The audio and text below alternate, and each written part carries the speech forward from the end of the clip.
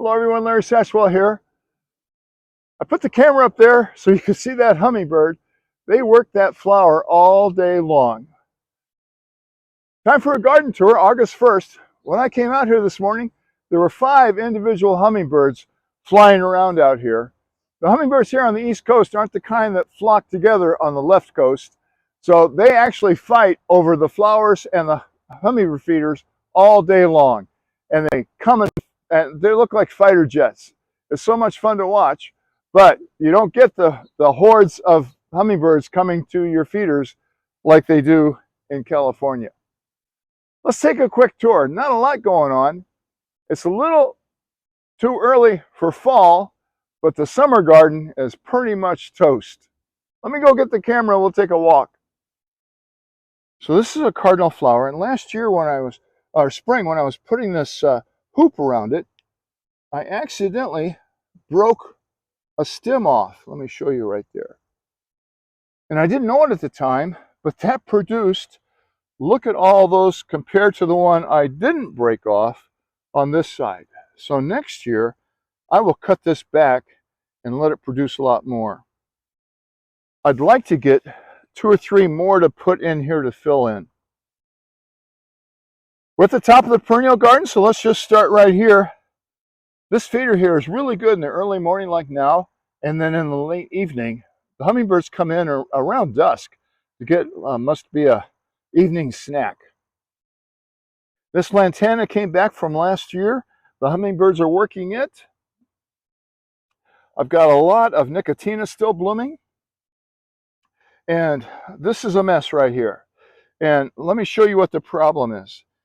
In this monkey grass, we've got wild Bermuda.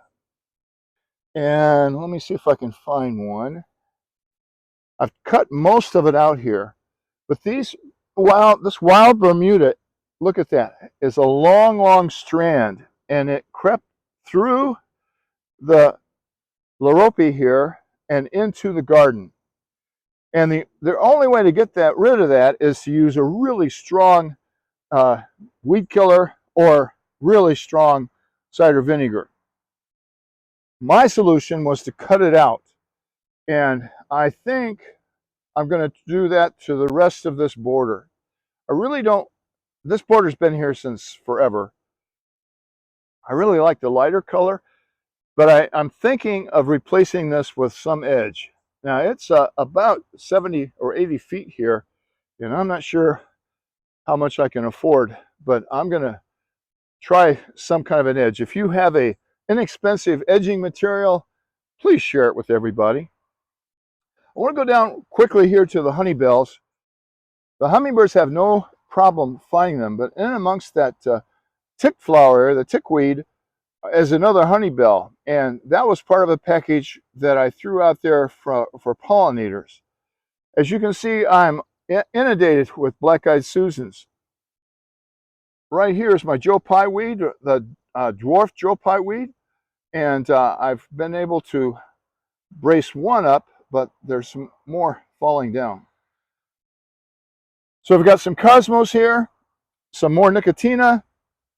These are foxgloves that I started this spring, and they're doing great. They'll come back. They should live all winter. The bees, there's a bee frozen on one of them right now. He hasn't woken up yet. This lantana came back from last spring. The yarrow here, you can see, is pretty much dud. I did not deadhead it, and that's a mistake. Let's go down to the vegetable garden. On the way down here, we'll stop by and I'll show you this variegated. That's so much prettier to me and so much brighter. I can probably get 3 or 4 feet at least out of that one clump.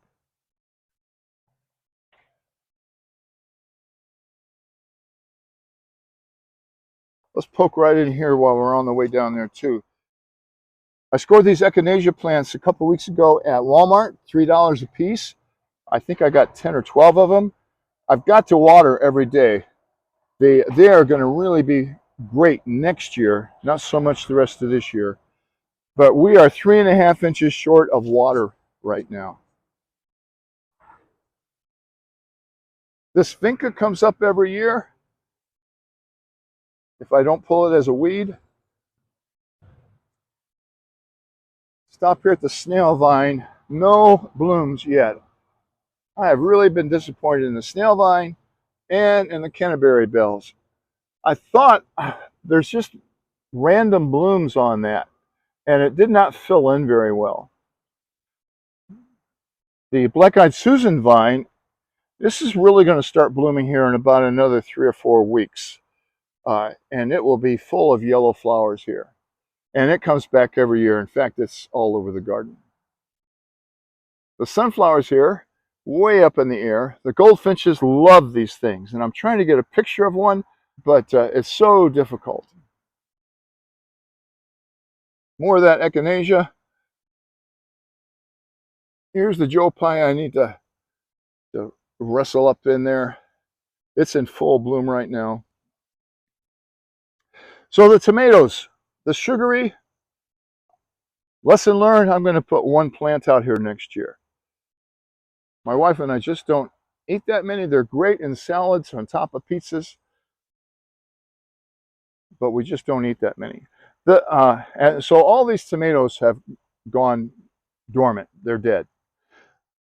My marigolds from my marigold experiment are going gangbusters. So I'll be tying these up here along the fences and not worrying about these tomatoes. And as you can see, no progress in the walls yet. And at this time, I figured, why bother? It'll be so much easier in the fall when nothing's planted here. This is another really troublesome weed.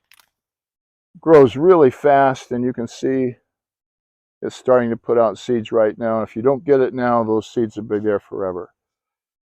The green peppers here, doing great.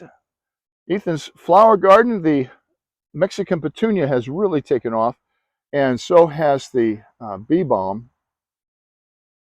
This is a flame Anaeus, and I'm not sure what it's supposed to do. It never did bloom last year. I'm really disappointed with it. I thought it was going to have trumpet-like flowers on it. And as you can see, the cypress vine has once again taken over. These tomatoes are dead as well, and so are the cucumbers.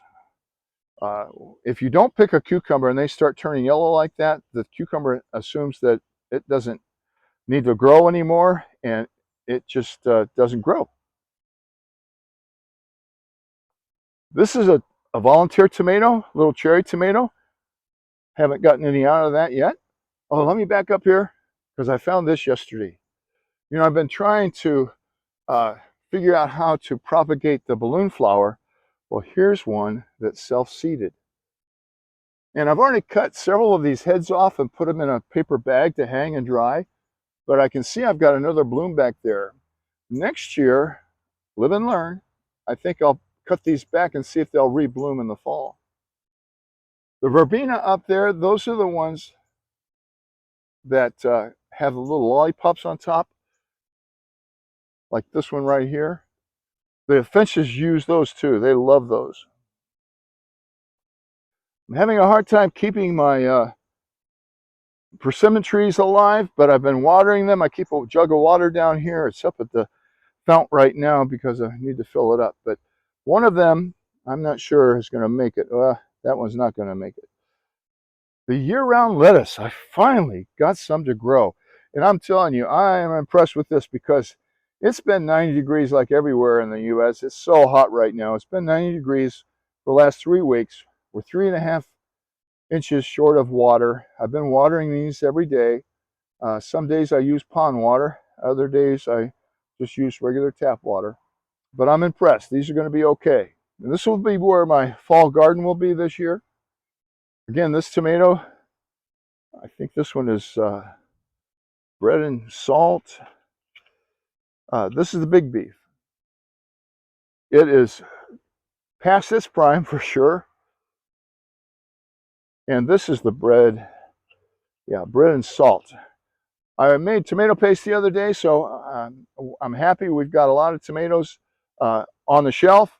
The kids have already taken some, and I'll take a lot more as well. Over here, the raspberries are looking okay. This was a big, big lotus bloom. It was beautiful. No, I don't see any blooms coming on right now.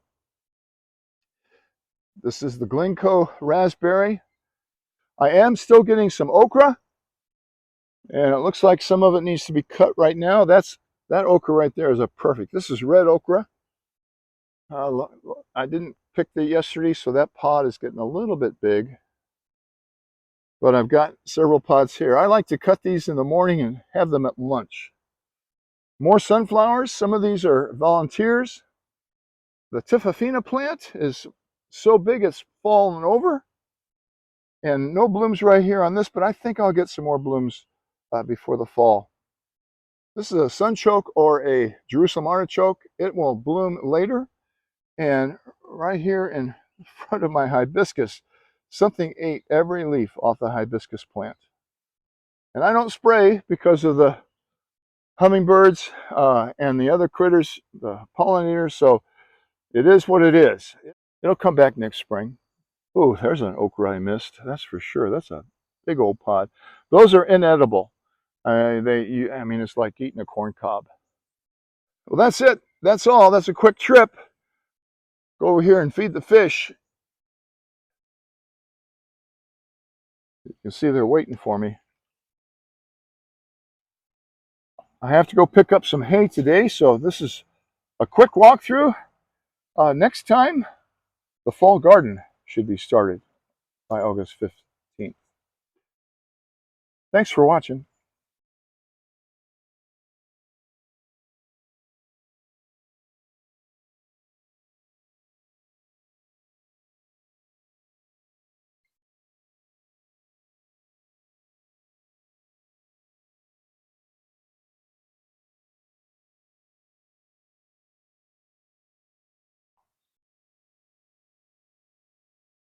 I got shy all of a sudden.